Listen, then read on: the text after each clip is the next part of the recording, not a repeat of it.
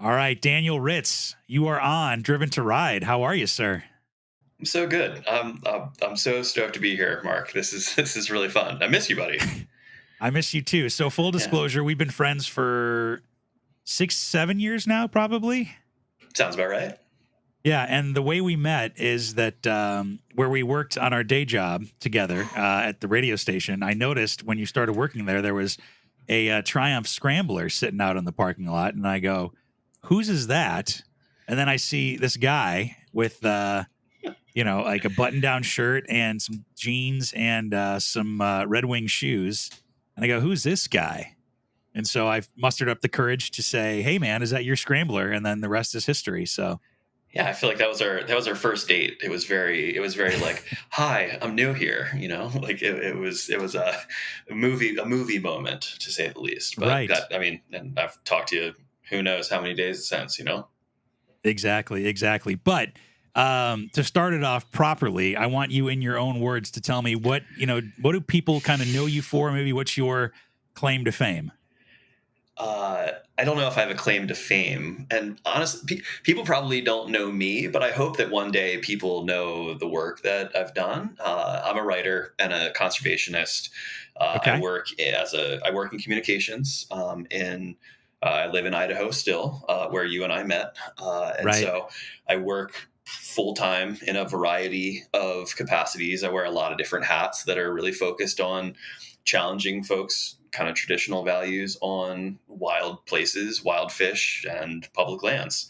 And so there's a lot of work to be done, and it takes me a lot of beautiful places, and I meet a lot of great folks, and it's tiring and can be frustrating, but it's work that at the end of the day, like I I rarely, if ever, go to bed wondering what I did that day that was fulfilling, and so it kind of keeps the batteries going. But yeah, so hopefully people eventually come across something that I've written and find it at least interesting enough. And I always like to say that I don't like to tell people what to think, but I hope that it makes them think. Sure. No, I love it. And, in case there's any confusion about whether or not that's related to motorcycles, I would say that there's a lot of public lands, a lot of fire service roads, a lot of adventure riding, off road riding that happens, especially out there in the Great West and the Intermountain West. And, I'd say your focus is maybe more on rivers and streams and marine life and stuff. But I imagine you probably touch a lot of the public lands, BLM, Bureau of Land Management, and maybe some off road trails as well, right? Absolutely. I mean, Forest Service, wilderness spaces, Bureau of Land Management, everything from local easements.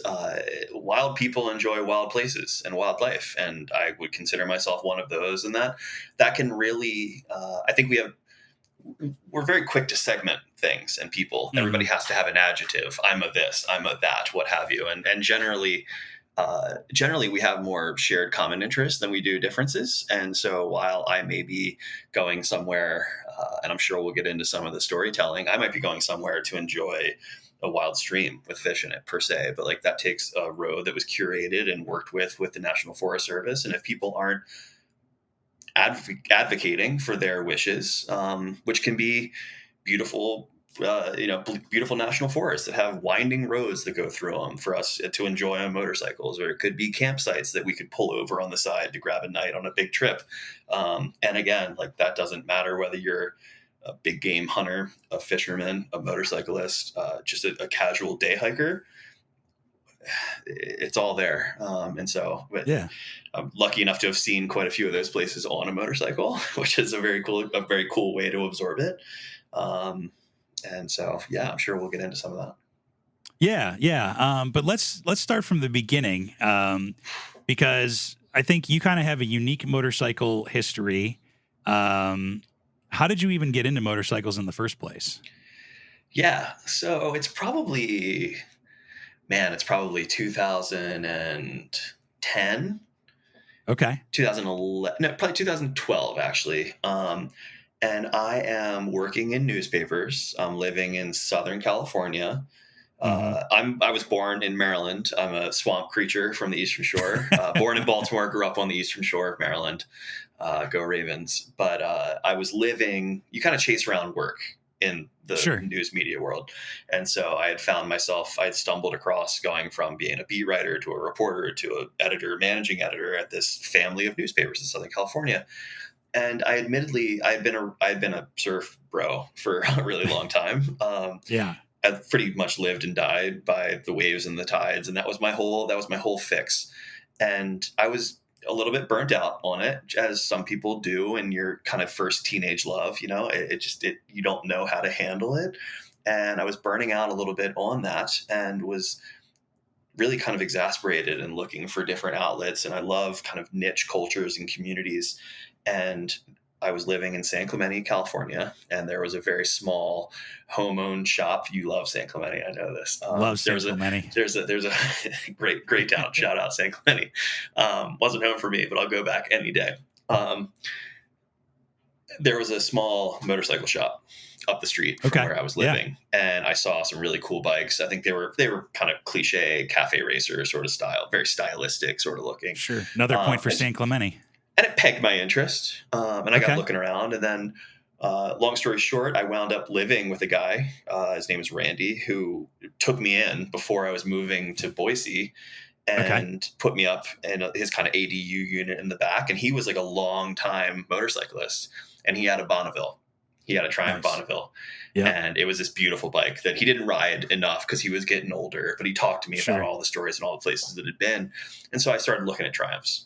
And for me, being an outdoorsman and a sportsman and wanting to be a little lighter footed, I just saw the Scrambler as a good mix of, it's heavy enough to get me on the big roads and for big trips, but it's light enough for me to still move around a little bit. I like to call it a Forest Service road bike. For sure. It's still a 900cc bike. Like you're not like running down moguls and stuff on it, but I could get it into the dirt a little bit and feel comfortable.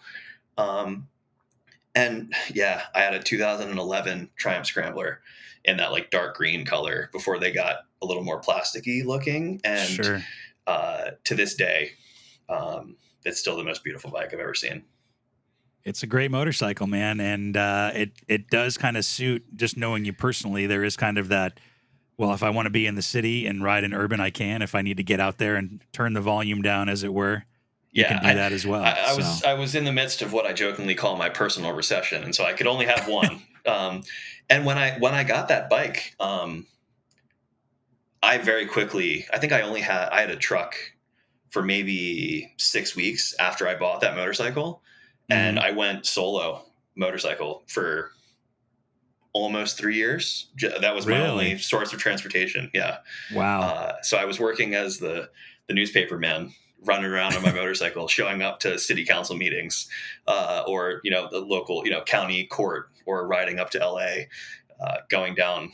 I didn't take my surfboards on it, but I would go visit friends that had something for me to borrow down in San Diego or whatever. It was a good patch of time. And I mean, I lived in San Clemente, and I worked in a town called Dana Point, probably about 20 minutes up the road, and you're just riding along the one.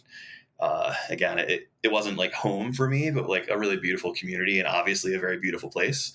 And what a great place to get to know a motorcycle, just to really enjoy being outside. You've got so many roads. I mean, you can take it, up into the mountains. You can take it up PCH, up the one or whatever. You can get on, the interstate if you need to with the 900 cc's if necessary. But what was that like, just riding solo? I mean, did you ever think about or run into a situation where you needed a car? I mean, thankfully down in Southern California, you didn't really have to worry about the weather too much. But did you ever run into challenges just having just a motorcycle? Sure. I mean, all the time. But I think that's kind of what I was looking for. Sure. There's a part of me that, and I'm not trying to throw shade on, I'd love to have a Sprinter van. I'd love to have a Sprinter van. Van life looks awesome done right, Right. But this was the second homeowner buying down by the beach. Everybody's got a Sprinter van. They're hanging out at Santa Onofre all day. There was a lot of low hanging fruit shade to be thrown at, the Sprinter culture and van life. And, you're not really camping, or you're not really at any risk. You just take your home and you put it somewhere else, which again, if I could do it and afford it, I probably would. But I don't know. I was pretty poor and like looking for ways to go about and to get those same. I hated being excluded from things and feeling like that was out of my reach. And so I really, as I tend to do in my life, rejected that and went the opposite way. If the flock is going left, you veer right. And so I said, like, I'm going to go to a motorcycle, and I like anything that I need to carry more than I can put in a backpack, I probably don't need. Love and it. I mean, I kind of committed to that. And so I really focused on, and I had done some like ultralight backpacking and ultralight trips and things. And so I was pretty good at it. Yeah. But, well, I was good enough, I guess. There's people that are a lot you could better. survive. Yeah. I shouldn't, that was quite a claim. Yeah. And I just really committed to being as light-footed as I could, and to being mobile, and the things that you can't have with you, how important are they? And if that means that you need to like make a trip home, like maybe you need to, gotta go see the dog, gotta go like make another lap, gotta go check in. That's okay. Do that. And otherwise, like, grab it on the road. You meet people when you have to stop to grab a drink instead of carrying everything in your cooler in your car. You stop by a cool town. You stop by places like Pickles Pub. We'll get into that. Yes, we will. Holly well, so let me ask you. Yeah. Let me ask you this: were there any advantages you think that you had as riding a motorcycle all the time over having a car in California? Money. Yeah. Because gas ain't cheap out there. No, I don't know. I don't know if there were real advantages, but I'll say that I took a lot away from it. I took a lot away from not having to sort through all my things all the time and pack and repack and having to worry about. It's pretty relieving to just go like, okay, I'm only going to have these couple of changes of clothes if I'm going to go on the road for a week and go on a fishing trip. I'm only going to have this, and I have my one bag. And you and I have talked a lot about gear and packing and stuff. And like, I'm a bag nerd. I'm sure there's a lot of people listening to this podcast that are into stuff like that. Where pockets are placed and where the zippers are, like that stuff matters. And it can really, it's fun to dial in your stuff like that. And it's less things with a higher quality experience. And that's kind of what I'm all about. Yeah, no, I love it. It makes perfect sense. Yeah. But probably not advantageous. I don't think anybody would say that it was like, oh, this is the best idea. Well, if I had to say one thing about you is that you definitely don't take the easy route. So, well, I'm glad to hear you think that, Mark, because I try. Yeah. Well, I know you don't take the easy route because you've taken me on the hard route multiple times. Yeah, man. much to my exhaustion, but also satisfaction. So it's definitely worth it. A tired life lived best, I live tired. Somebody said that the other day. I subscribe to that, but I know you, and correct me if I'm wrong, before you got on the Scrambler and were in California, you had two-wheeled experience before that though, right? Yeah. There's no free lunch. I'd gotten myself into trouble. I was in Indonesia the first time. This is probably 2010 or 11, maybe. We went to Indonesia and did like a 3-month stint surfing across the islands of Indonesia. And we had been there for nearly the entire trip and a couple of days left to go. And I got tire tapped, just rolling around from home, grabbing something from the store, I think. And you were on a scooter, right? I was on a scooter, motorbike, a small, like, who knows, somewhere between 50 and 100 cc, little thing. And I'm going down a hill, and I got tire tapped by somebody following too close behind me. And I woke up 3 weeks later in the hospital in Bali, where I probably got better care than I would have on the Eastern Shore of Maryland. Honestly, I woke up to this like beautiful German plastic surgeon doctor who's like, yeah, we like fix your face and you're full of metal now. So this and this and that and all sorts of things are metal. And then I kind of recreated that scenario in my lower body a couple years later in Indonesia. But yeah, it's fun, man. Staying light-footed and running around different places and being nimble, I think is the way to go about it. So I've spent a little bit of time in South Africa, El Salvador. I would really love to get down to South America proper and do that, but I haven't done that yet. But I don't want to claim that I have a ton, but a little bit. I've tasted the flavors, and Yeah. I've paid some dues. Tasted the asphalt in Indonesia. Yeah. Yeah. That makes sense. Well, so they tell me. I don't remember it, but It doesn't matter. Yeah. Did you yeah. have any reservations about like getting, because it sounds like that happened pretty close Before. after before you got the Scrambler, but not Yeah. too much before. So did you have any reservations about like getting back on a bike like that or a two-wheeled machine? No. Really? And I can't. I don't know, Mark. I can't tell you why. I can't tell you why. Sure. It would make sense. But like accidents happen, and I think Yeah. I'm a firm believer that most things are user error. Okay. Like That's fair. my first thing is to be accountable to like, let's check in. Like it was probably my fault. Like Mhm. on my particular occasions, it wasn't. Mhm. And so like, and that was very obvious in those situations. Sure. And so it didn't really have a lot of impact on I haven't really thought about that before, honestly, or at least not recently. But no, it didn't really impact me too much. Like I sort of put it in the category of like, this was outside of my control and it didn't Yeah. impact the things that I can. More just bad luck rather than scaring yourself off of it, maybe. Yeah. And most things are not bad luck. Like most things we tend to influence to go, one way or another for us. Like, Yeah. I don't really think that, I like the phrase cosmic coincidence. You know what I mean? Like Yeah. we're in some way involved in our consequences, positive or negative. Mhm. It's usually our fault. And Yeah. but in this one, it didn't hit me that way. So no, it didn't really impact me too much. Picking the bike back up again. Sure. Yeah. Yeah. And then so to kind of move forward in the timeline, you brought a motorcycle with you to Boise. I did. And that's how we met and we bonded over motorcycles. Yeah. And we took a couple of trips. Always wish it would have been a couple more, but it happens. I want you and this is just for my own vanity, I'll admit it. Tell me about the first time that we rode together. What did you take away from that experience? Or like, what was your kind of impression? Oh man. So what was our first trip? Was our first trip that little lap we did up to like around the loop at Emmett and all that? Was that our first like trip No, we went up together? to McCall. We went up to McCall. We went up to McCall. That's right. Well, first of all, you're a significantly more skilled motorcyclist than I am. That's well, thank just like you. It's not planned. Goes without saying. You have significantly more experience, and sure.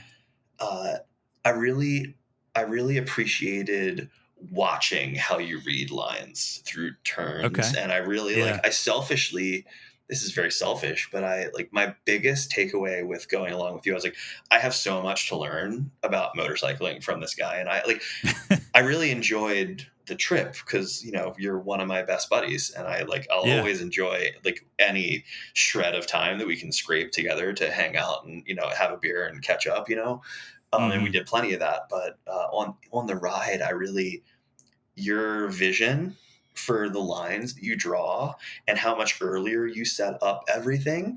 And that has really, to this day, translated to how I look at waterways. I do a lot of rafting nowadays, and I do fishing guides where you're always looking 2 or 3 moves ahead instead of let's looking underneath your feet because that's too late at that point.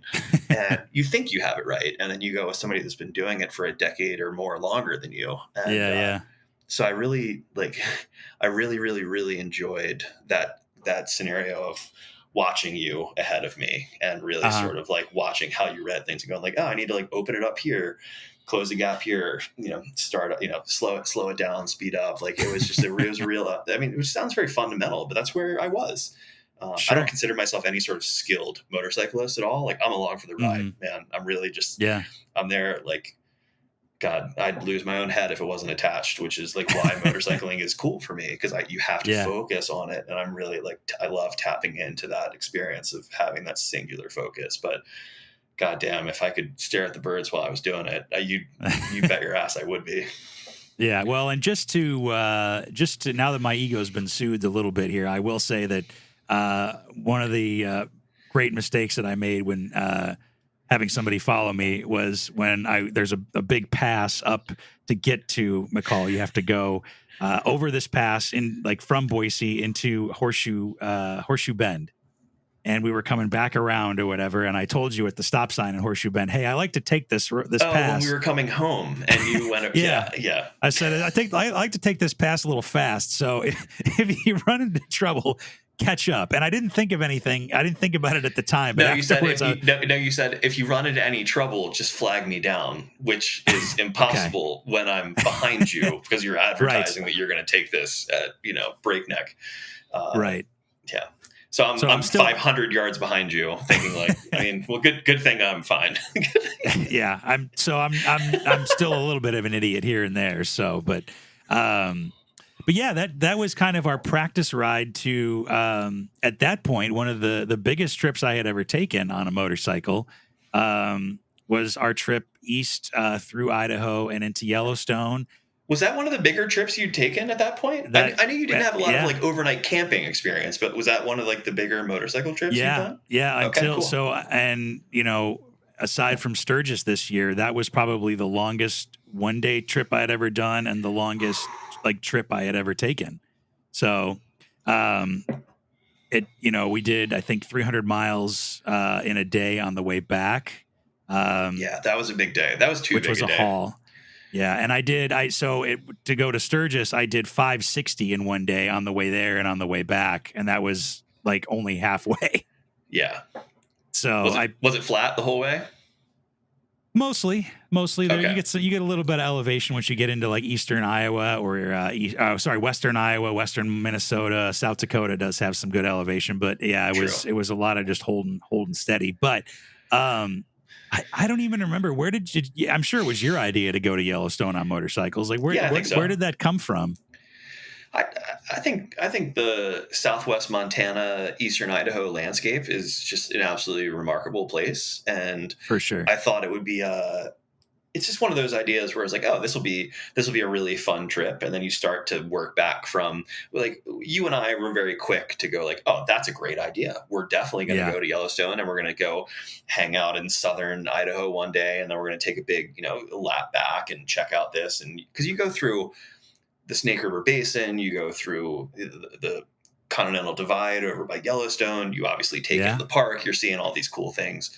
There's so many different landscapes you get to see, but you kind of get excited about the idea, which I think we committed to first. And then we still, as you mentioned, we had to hold down those jobs, and we, which I can't believe that we did, but you start to backtrack, right? You're great, I love this idea. How much time do we have? You're I could probably do it in a week. You're I don't have a week. I've got 4 days. You're well, actually, I'm pretty sure we got 3.5 days. And so it just sort of starts to get jammed, Mm-hmm. So what did we do? We did an overnight. We went to mostly Eastern Idaho.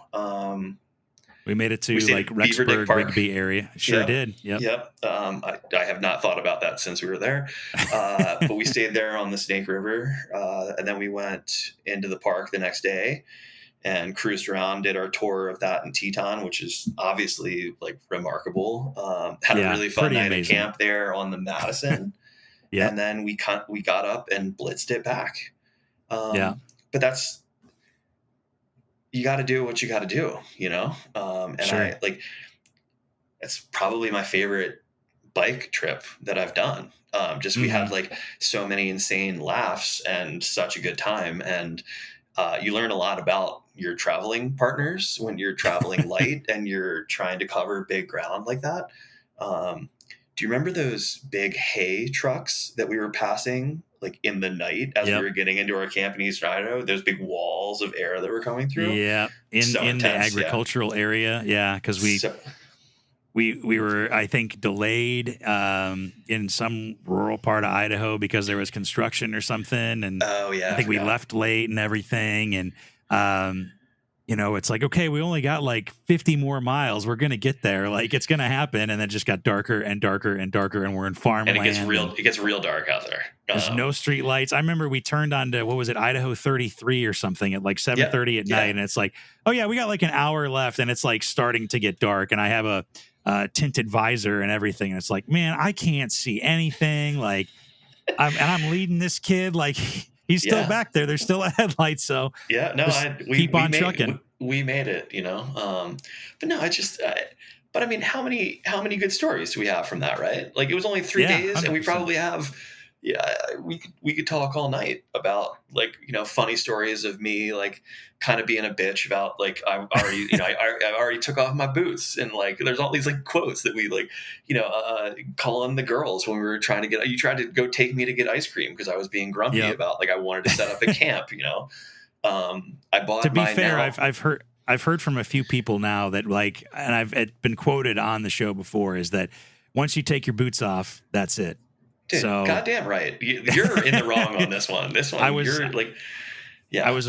We'll count that as strike 2 so far. You, but you went against policy. But no, it was just, it's things like that I think when you take advantage of your opportunities, that's what it's all about, like it's, yeah, and you were always like a good buddy that was willing to you led me in a lot of things. And I would like to think that I sort of inspired a little bit of, I don't really want to call it recklessness, but like a real sort of zest for like, I have like a real craving, I can't help myself, but trying to overdo it almost all the time. And sure.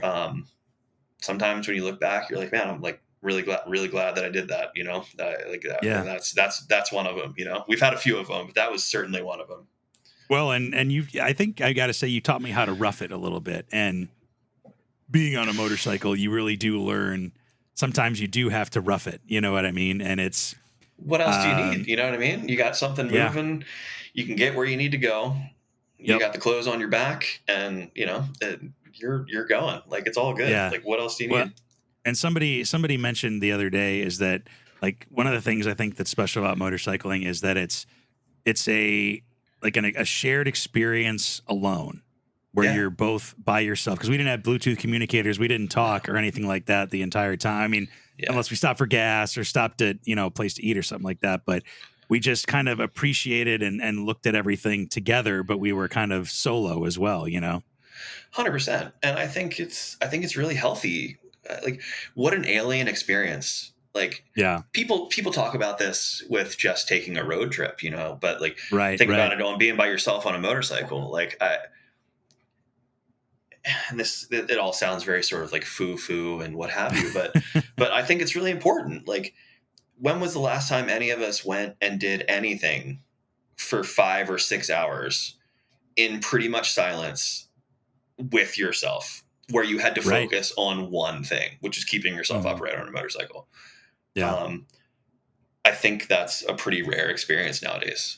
And so that was you and I sort of taking ceremony of that, and now that I look back on that, like those times gets tougher and tougher to come by. And I think it's really healthy for you to sit in your head and to think and to focus and to sort of like be present and to really, I don't know, to be firing in that sort of way is pretty rare. It gets harder and harder. So it's a method of solitude almost, where you are by yourself, even if you are riding with other people, but you don't have other people's thoughts and opinions or voices necessarily in your head. You really are by yourself, and there's I don't know, like there's a magic to it. This is probably like bullshit that everybody talks about, but like it's meditation, man. I really think it is. Like I 100% think I see it as a meditation. Yeah. And people get it in different ways, but shout out to Pickles Place though.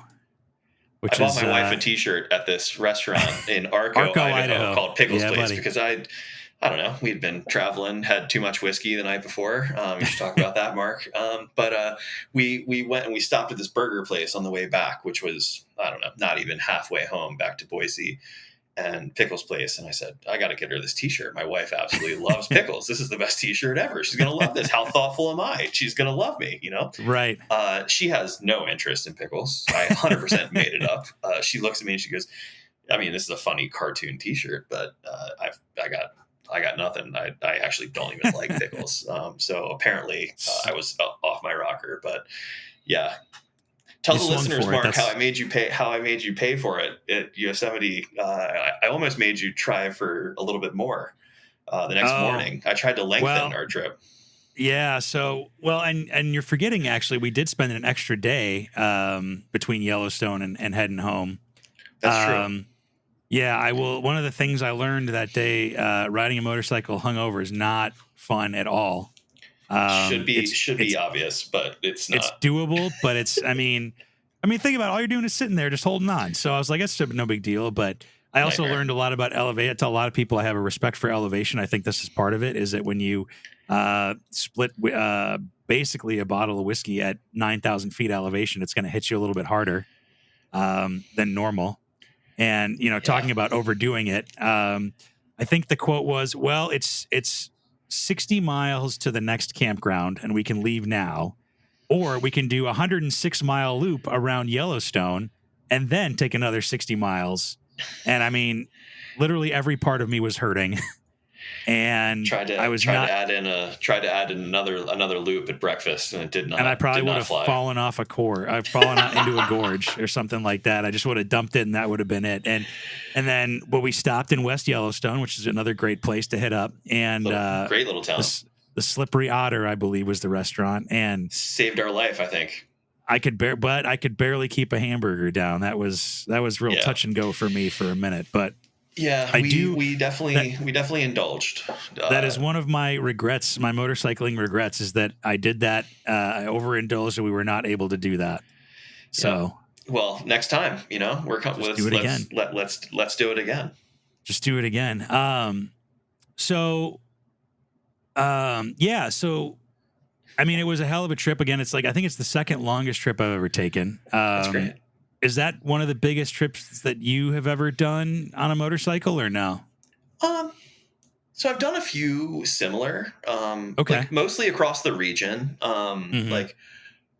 Did a pretty big loop through Oregon and Washington down the Columbia River, which is remarkably beautiful. Mhm. The Blue Mountains are incredible to go up to. And then some of my favorite country in the world is central Idaho. And so Sure. going up past McCall, Idaho, which is like Mhm. more of a ski town, you could really kind of almost put that as the center point of the state, and then dropped off the backside of that into the Salmon River Breaks region and up into the Clearwater country. And it's all just like pine and spruce and like endless forests and that's that lap that we went on. I'm sorry, that I went on, that I think I've talked to you a little bit, like went up into Montana and up the Sure. Laxaw Pass, which we drove, I think, but I did that on a motorcycle, which was remarkable. Just great country, really cool rural riverside communities. My kind of people. I live in Boise because it's the hub, and I work out of our state capitol building quite a bit, reporting out of there. But my heart lies in the nether country. Right. But yeah, man. I mean, it's right up there. It's right up there. Nothing Yeah. like bigger or longer or cooler. But I Yeah. feel very lucky to have access to a pretty remarkable landscape that is very well built and sort of curated for motorcycling. Sure. Yeah. I mean, I remember. So we were in Eastern Idaho, to go back to the trip a little bit, and I think we both agreed that it was like driving through a paint or riding through a painting.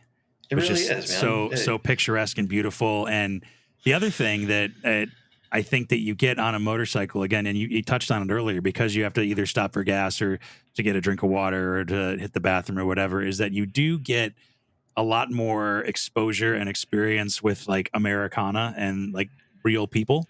Yeah. Um, that you don't necessarily get driving in a car. You stop at a gas station, you run in, that's it, or whatever. But There's no people maybe say flyover. that. There's no flyover states on a motorcycle. I love. Yeah, exactly. You go right through it, and you got to meet every one of those people at every gas station, at every campground, at whatever. Yep.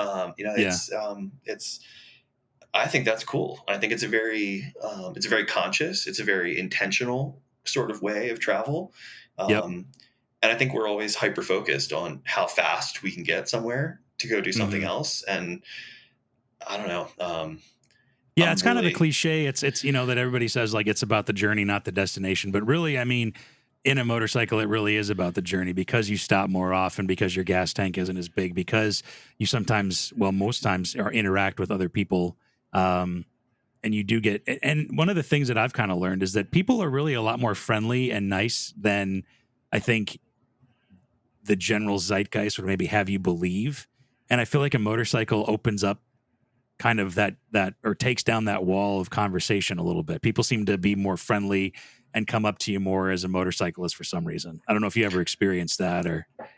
Yeah, no, I would have to agree with that. I think that, and I'm not, this is going to sound like elitist or whatever, I guess, but, I think most people are flying by.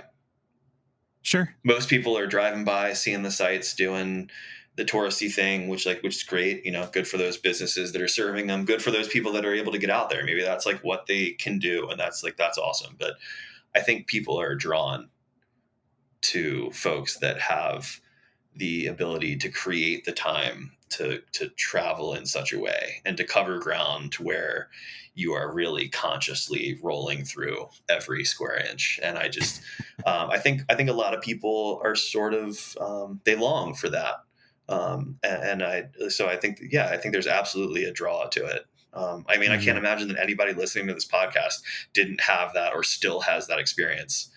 When you see somebody ripping down some beautiful road, you're like, man, that's bitching, like that. Like, that's it. Like, that's it. It's very simple. Like, and I think people are drawn to that. I'm still drawn to it, Yeah.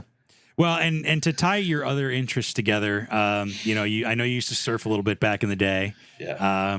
And now you are a committed fisherman, an outdoorsman, sportsman. I would even say a trout enthusiast. What kind of, and you talked about it a little bit, reading rivers and stuff, but what are kind of some similarities that you maybe draw between motorcycling, surfing, fly fishing, rafting, anything like that? I think it has a lot to do, like the word tempo comes to mind, and I think that on a motorcycle, like you may be going fast, but you're pretty exclusively focused on something. You're very present. You're very like when you're running a river, when you're running a rapid in a raft or a drift boat and you've got clients in the boat or, can you believe people let me guide them fishing nowadays? I wasn't doing that when we were hanging out. I actually can't. I didn't know that at all. Yeah, it's insane. I can't believe. Call me. You're focusing multiple moves ahead. You're not letting yourself get out of control. You're dealing with what's happening. You're really planning ahead. You've got your contingency plans in line. You're really not. You're not like drinking a beer, standing up, doing your thing. And like you're focused on what you're going, and whether that's making a cast to the place that that a fish's lie is, whether you're running a raft down a river, whether you're surfing and you're reading sort of the waves that are going in there. Like there's a very like intense focus on reading the conditions. Sure. And I think that's pretty essential across the board. And for me, I'm just drawn to that moment of intersection, right? Between, it's kind of like academic, like, where you're going, you got to remember where you're going, what you're doing. Like you got to remember the lineup ahead of you. Like you're also physically reacting to the conditions at hand. There's some physical discipline. Sure. You got to be skilled enough to know and practiced enough to know what you're doing. And then like, let's face it, all these things have a little bit of luck. That a rock doesn't fall off the wall next to you, that there's a fish that's, again, cosmic coincidence is hungry and you fooled it enough to think that fly is food for it, or whatever it may be, that wave comes your way, because there's an infinite depth of things that have allowed for that scenario to happen. I'm kind of focused on those. Like, I think that's kind of what magic is, man. Do you find that you have that same kind of meditative state you talked about when riding a motorcycle in fly fishing or surfing or anything, or rafting for that matter? Sure. Absolutely. Dude, anybody that goes I would love to take you down a really intense rapid. Sure. And for you to feel what it's like to be locked in and to feel you're gripping every little eddy and seam line, and you can see that it's going to spin a little bit this way. It's the same way as entering into a big wide turn that you're going to have to hit an S, so you stay tight to that first inside, which is a little bit counterintuitive, but 3 steps ahead. because Yeah. you did the research. You also have the muscle memory. And then also, like, hopefully conditions are matching your feedback. But yeah, man, I think you would be impressed how that can be, and I would love to get you prepped just enough to send you down like a class 2 that's like not scary or anything, but for you to feel like you just got to be locked in. You got to read it. Right. You got to see it all. Focused. Yeah. And then you come out and you're like, wow, that was super intense. And time sort of slows down, Yeah. That kind of reminds me of the other, and it wasn't necessarily a big trip. For me, it was kind of a harrowing trip. But when we took a trip with another friend of the podcast, Cassie Stone, on some Shout out dirt bike Cassie. riding. She's great. I told you I saw her the other day, right? Yeah, at the store, I think, or something. And yeah, I haven't seen her in years, man. She's great. Yeah, we all used to work together, and she's killing it. She's doing we all escaped. Motorcycle camps. We sure did, thank God. And she's doing motorcycle camps and training camps for women in the Boise area for off-roading. And she, thank God for my ego, she admitted that like maybe she shouldn't have taken us on such a difficult trail up to Silver City. It was a little harrowing. But that's kind of another great trip that I just remembered. And I mean, it was funny because you took to the little dirt bike and the trail riding in the outdoors like a duck to water, and I was like, man, I got this. I've been riding for like half my life. This should be no big deal. And I mean, you kicked my ass on that one, I have to say. That's very kind of you, Mark. And I'll take my jab very quickly and just remind all the listeners that Mark, my motorcycling mentor, we'll call, or at least a leader, leading friend, dumped it on the first hill and broke the bike for the rest of the trip. So that was, sorry, I'm just like really selling you out on this podcast. No, that's here. okay. But, like, who else is gonna do this though? Nobody else knows the truth. No, that was a great day. And I don't know, you spend enough time in the mud and I think everything kind of works the same way, Yeah, I'll tell you what, that was in retrospect, it was a very humbling moment for me, in that, just because you know how to ride one discipline is that you don't necessarily know how to ride them all. And if I've learned one thing in my motorcycle, life and in the life of the show, is that, there are so many different avenues to take in the motorcycle world. There's so many different niches, so many different ways to ride, whether that's street riding or racing or dirt bikes or trail riding or adventure riding or, a little bit of both. I mean, there's so many things to go down. And you mentioned like having so much more to learn, is that I even have so much more to learn. There's always so much more to learn. If you think you know how to ride on the street, go ride a trail or go ride off-road a little bit. Or try a track day or something like that. I mean, there's so many different avenues down which to go. And I mean, even somebody like me who's ridden for a few years, there's still so many, things to explore, and maybe a little bit of humble pie to eat as well, which is I think a good thing. I think it's a super good thing. I think we don't get nearly enough of it. Like life's pretty cush. You know what I mean? Like I'm sitting here in my nice air conditioned house. It's like 150 degrees outside or something. But we're here just, hanging out, talking to each other from around the country. Like things are easy. Yep. But I do think it's cool. And something that I enjoyed the motorcycling culture for was that, and this is kind of a product of me, like having that one bike, having that Scrambler, and I used it for everything. It was my commuter. It was my fun. It was a dirt bike. It was like a big, it was going from Southern California up to Lake Tahoe to go like basically meet my wife and her family. And I showed up on this bike after like blitzing through the Sierra. It's like 100 and, if it's 150 a day, it was 190 on that day.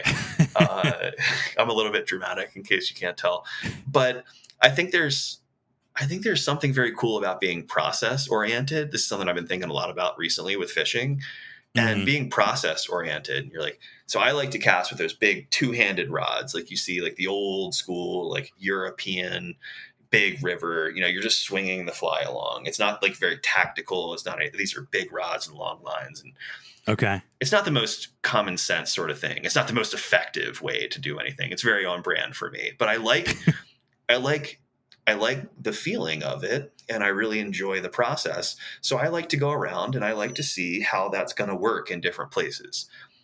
I don't go around to different places going like, oh, well, because I'm here, I have to do this because it's the easiest or the most effective or the whatever. Hmm. Being okay with like, oh, this is my bike or that I love, and this is the day that I have. So I'm going to go like see how it goes, and I'm going to take it here. I'm Sure. going to climb this mountain, or I'm going to do this loop. And it's about the process more than it is like the result. It's not about the goal, Sure. and this is kind of a big metaphor for the journey, not the destination. Right. But I've been thinking about that in terms of process or product. And I think motorcycling is a lot like that. You're like, sure, it's not like perfect for that, but I love this bike, man. I love the way it feels. So let's see, like, can I get it up to the top of that hill? Can I climb up to the Continental Divide? Can I take it to the coast? Whatever. Sure. Anyway, I'm rambling a little bit, but that's, No, it's okay. I think it's good to, those challenges are fun, and it's fun to see how it works. And maybe it doesn't. And that's all learning too. Yeah. Yeah. I mean, even just this trip I did to Sturgis, it was on my Yamaha XSR 900, and Sturgis is definitely like a Harley kind of thing and a big cruiser, thing. But even, the kind of bikes that are there at Sturgis, taking a long trip, I think my odometer at the end of that trip was 2,376 miles Damn. on a motorcycle That's with a cross no country wind. trip. Basically, yeah, over 8 days or so, and with no windshield, with not a lot of creature comforts. Like you said, everything on your Good for back or you. whatever. Or it was, it's a haul, but and it definitely wasn't the most optimal bike, Yeah. but I'm glad I did it, and it was like it was a very kind of head clearing experience, and And it's like a bond you have with that bike, right? Like I do that's the way love that the I sort of motorcycle felt. even Like more. Yeah, it's something that it's really connects you to what previously were just things. Now yeah. have that like ghost in the machine, sort of like it has like a real Well, spirit to like it. it's kind of like you said, just like when the bond that you have with friends, when people that you ride with and take trips with, you do kind of have that same bond with the machine because Yeah. you're trusting it to get you to where you need to go. And You definitely have a relationship for sure. yeah, and there were quite a few moments where I was like, you know what, this little Yamaha is really a great machine, and I feel like I could literally take it anywhere now. Yeah. And there's a confidence and there's a trust in that, which is cool. And Yeah. you really do you kind of fall in love with your motorcycle a little bit that way by putting it through a little bit of trials and tribulations that way. Sure. So Within reason, everyone, right? yeah, I'm not taking that motorcycle up some rocks or anything like that. In fact, I don't ever want to go up rocks ever again. Maybe somebody can teach me, but Wear your helmet.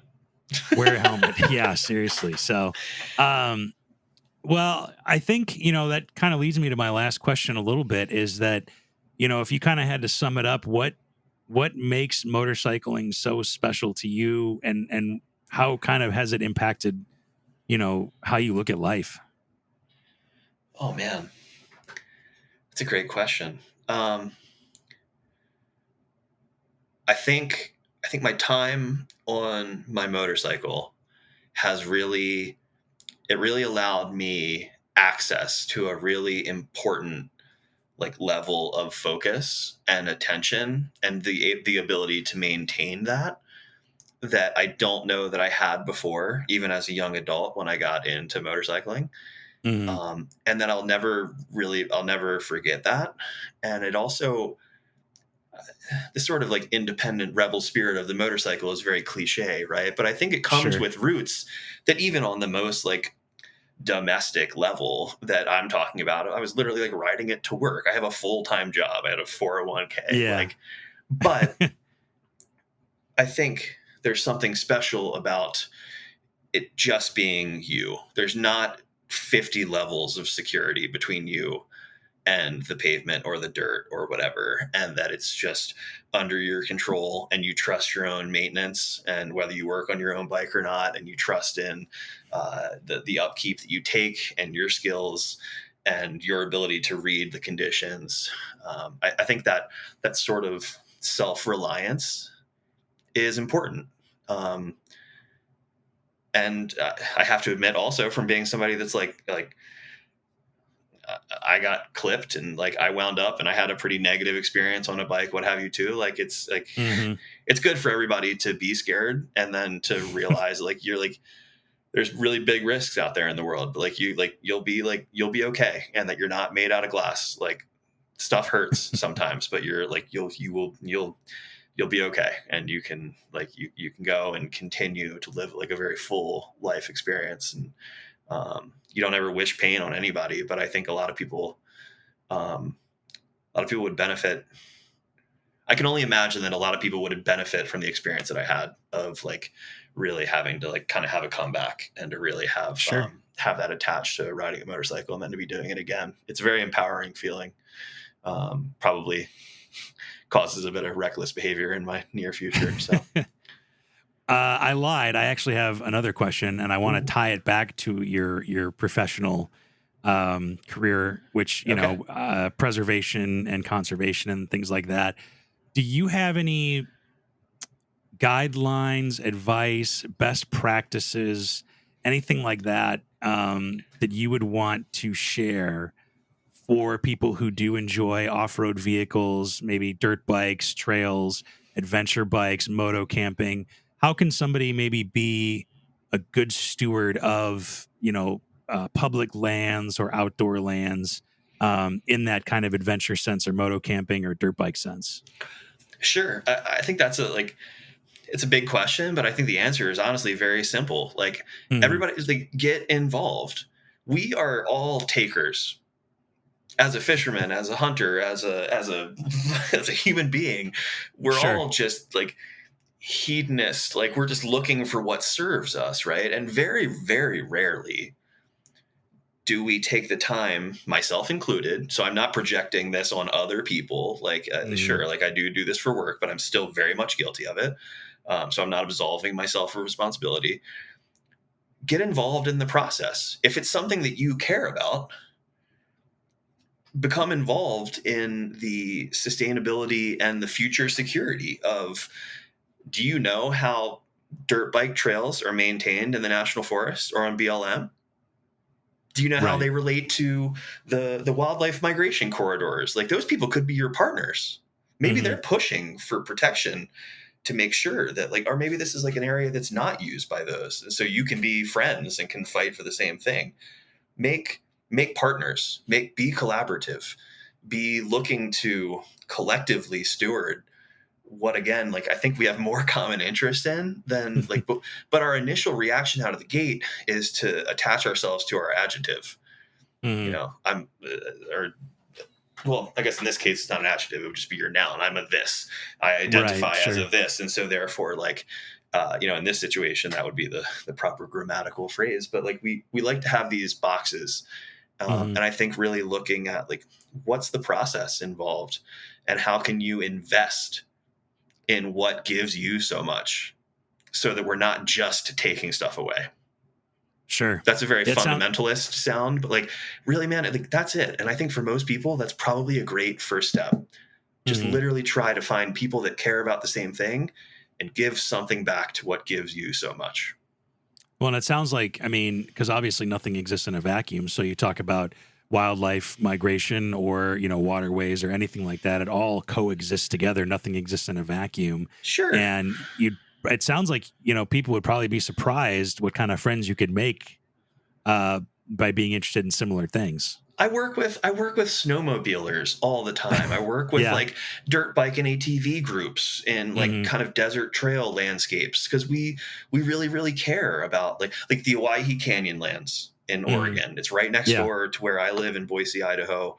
And we're working really diligently with off-road users of all different stakeholder groups to make sure that we're actually presenting the solution as a collective group.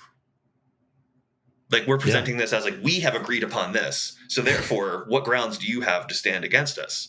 Because all the stakeholders are all on the same page. And there's ways to do that instead of personally, Mark, I would rather do that. And I would encourage people to follow that path instead of fighting over the scraps. Sure. No, I think that's great.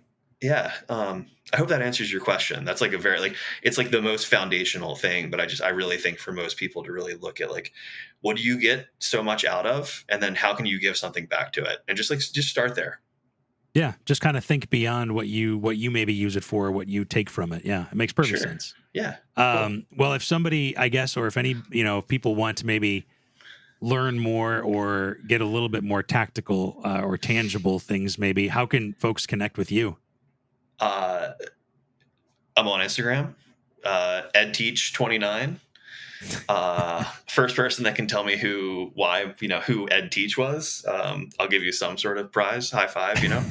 I don't have much to give, but or jacksexperiencetradingcompany.com is my personal website where I post all of my writing and work that I've been doing, for whether it's contract for freelance, or whether it's just personal mind bleed onto the paper. So a little bit of that. Do we have to? We're running out of time, but can I ask you one question? By all means. It's quick. Well, it could be quick, or you could expound if you so choose. I want to go on another motorcycle trip with you, Mark. Where would you like to go? If you could cherry pick any time of year, perfect conditions, right? Sure. Where are we going? I mean, part of me wants to go back to Yellowstone to do it right. But I also feel like US 101, PCH, like just up and down, like from, as far north of the Pacific we can go, all the way down to Mexico or something. Do a coast trip. Do it all the way down. Yeah, all the way down the one. I like it. The West Coast or something. Yeah, that would be cool. Or even maybe the East Coast. Although I know there isn't necessarily a Pacific Coast Highway alternative, but I've never been to the East Coast, so I got to check that off the list. I've been to both. We're gonna go. If it's up to me, we're going West Coast. Sorry, boys. Yeah, that's all right. That's all right. There's plenty to do everything. So, I dig it, man. Start planning now. So, well, thanks so much, and this has been super fun. And you might cut this out, but you and I have really worked through some stuff and really gone through, I think, a pretty pivotal stage of life together. And between motorcycling, working together, COVID, like all sorts of like weird stuff. Yeah. And I'm really proud of you. Thanks, man. I think this is very cool. And I'm super proud of you. And I'll never forget when you called me to say, like, you're invited to my wedding, but we're going to Chicago and we're not coming home. And like, you kind of in a backhanded way said, like, you sort of inspired me to not come back, even though this is gonna, like, you're not gonna be happy about this, but like, you also like are partially responsible for that. And I'm just so like, I'm so happy for you and for Connor and like to be a part of doing this. And I really think like you're everything you touch, Mark, is better for it. So thanks a lot for having me. And this is like, this is very, very cool. And I'm stoked to be a part of it. Well, thanks, man. I couldn't think of anybody better to be on the podcast. So I appreciate it. And, I can't wait for the next one. So yeah, man, you got it. All right. We'll talk soon. See ya. See you, buddy. Thanks, man.